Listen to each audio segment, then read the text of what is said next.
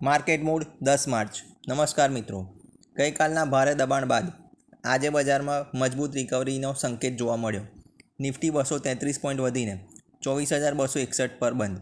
Sensex 639 point વધીને 78,205 પર. Bank Nifty 931 point વધીને 56,951.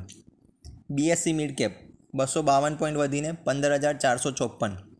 સ્મોલ કેપ ઇન્ડેક્સ 121 પોઈન્ટ વધીને 6,076 પર બંધ. ઇન્ડિયા વિક્સ આજના દિવસે 18.91ના લેવલ પર આવી ગયું છે, જે બજારમાં થોડોક પેનિક ઓછો થવાનો સંકેત આપે છે.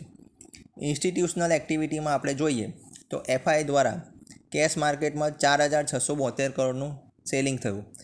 તેની સામે ડીઆઈએ દ્વારા 6,333 કરોડની સ્ટ્રોંગ ખરીદી આપણને જોવા મળી.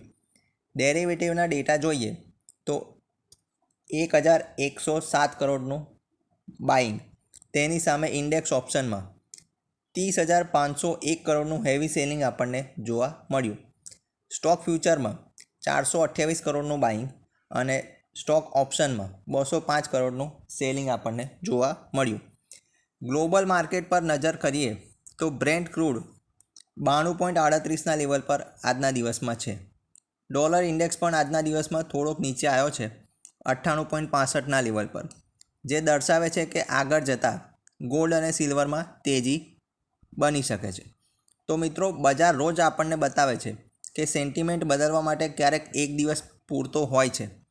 હવે સાચો પ્રશ્ન એ છે કે તમે બતાવો, બજાર આજે સેન્ટિમેન્ટને લીધે વધ્યું કે વૈશ્વિક કારણોને લીધે વધ્યું? જય હિન્દ, વંદે માતરમ.